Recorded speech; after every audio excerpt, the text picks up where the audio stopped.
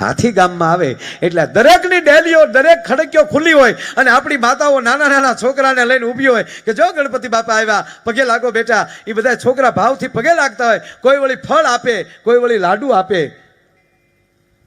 પણ જેવો ગામમાં હાથી આવે ને, બાકી ગામના કૂતરાના કોઈ દી હપ ન હોય. આ હેરીનો કૂતરો કોઈ દી ઓલી હેરીમાં ન ગયો હોય, ઓલો કૂતરો હામો થયો હોય. પણ જેવો હાથી આવશે ને તો મારા કૂતરા એક થઈ જાય. બોલો, હા હા, કૂતરામાં હપ થઈ જાય ને કૂતરા હાથીને ભહે. ઈ કૂતરાને તમે પૂછો કે મિસ્ટર ડાઘેશ અને કુમારિકા ગલી,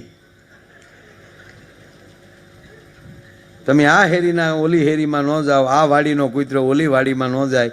આજ તમે એક થઈ ગયા. શું કામ? એ કે ઓલું કાંઈક આવ્યું નહીં, એને ઓળખો.